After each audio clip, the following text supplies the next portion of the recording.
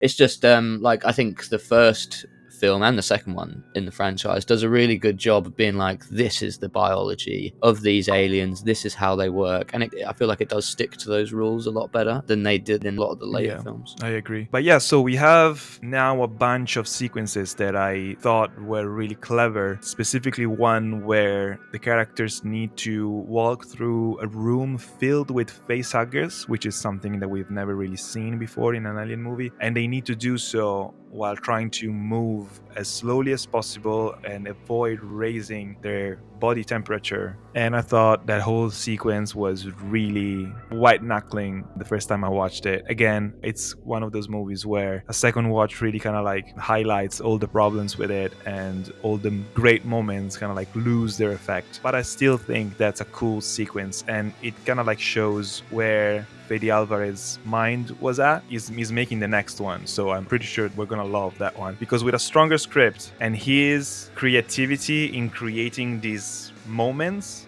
with the lore and, you know, the established rules of Alien, I think this is the kind of stuff that we want to see. The Alien franchise holds such a iconic space in cinematic history. The whole idea behind this film was to really take it back to basics and make it a pure horror movie again. This story slips right in between Alien and Aliens.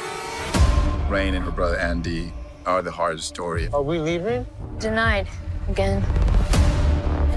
I don't want to end up like our parents. Do you? The ship's our way out there.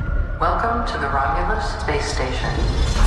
There's a lot of secrets and things they don't know inside that ship that will cost them dearly. Oh my God. Just like Ridley did with Alien 1, Fede made a point in not green screening it. As a fan of the franchise, I knew it needed to be gritty and grounded. So we built every creature for real. This film brings all of the things that we love from this franchise, so you know it's going to be properly scary. If you don't stay quiet, we will die. Yeah, that's why I thought this one was going to be really, really good, because he's like, I don't know whether have you seen Don't Breathe? Yeah. You know, very like simple. It's so like the first Alien. Actually, the alien is replaced by a blind man who's insanely good at killing people, and I think that film's really well made, and like I really enjoyed it, and like the tension is so high in that film, and that's why I thought, hey, this is the perfect match. He made the Evil Dead remake, yes, which is also really good. Yeah. There was something in the woods.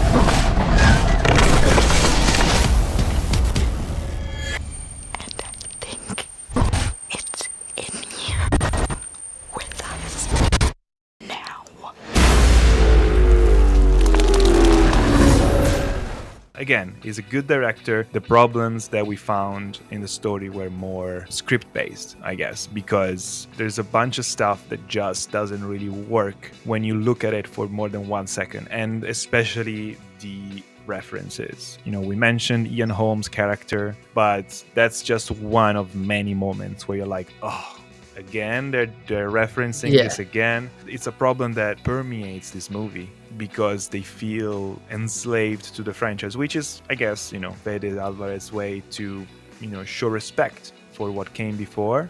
I wonder how much of that is Ridley Scott's involvement, because especially now, Ridley Scott's name, even just since Romulus has come out, has been dragged through the mud a bit. He had his hands all over Gladiator 2 and Napoleon, and maybe he was a big part of the issue of Alien Romulus. Ridley Scott, I was watching a video recently about him going through his career and to show, like, because Ridley Scott is a very competent director. Oh yeah. But like recently, he has made so many movies. He's come out like with one movie a year, basically. And he's always been a very prolific director, which makes you think that he doesn't really put that much effort or thought into... I think now, yeah, definitely in the latter stage of his career. Yeah, like he's just making stuff because he likes making movies and he's 80 and, you know, more power to him. But I feel like, and I guess we'll talk about it at a later date, But something like Gladiator 2 really shows that he's just making a movie because he wants to make a movie. He's not really thinking. Did you see the interview with the cinematographer from Gladiator 2, who I think he worked with Ridley on Napoleon and maybe some of his other films? He came out and said working with Ridley now is not like how it used to be. Now he's got 15 cameras all on set. There's no attention to detail taken with each scene like I'm sure there probably was back in the day with his movies he makes varies so vastly from project to project, because I didn't hate Gladiator 2, but it's not a good movie, and there's so many things that just irk me, like the representation of Rome, English writing on the walls in the Colosseum. Like, what are you doing? They go to a fucking coffee shop. Yeah, there's like they're reading a newspaper, like what's going on? There's sharks. I don't know, like, man, it's weird. But like then a couple years ago he made The Last Duel, which I thought was a terrific movie, just so well made, so interesting. It matters? Do you swear on your life that what you say is true?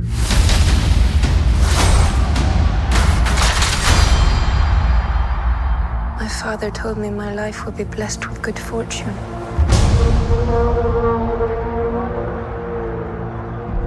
I'm married.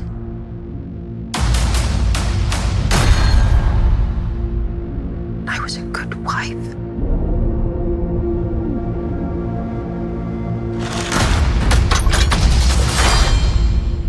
And then was judged and shamed by my country.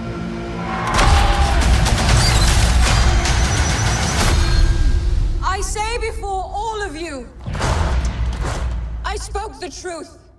And, not to get away from whatever we're talking about, but his name is more important now than he's actually like what he brings to the table in terms of the project. And maybe Fede Álvarez had this a bit more of a tight script, and it was a bit more of a remake of the first Alien. It was going to be quite a classic horror movie with teenagers up on this space shuttle, and then Ridley comes along and he's like, well, you got to put the black goo in there, and you got to and it's like, okay, well, fuck, how do I work this all into the story?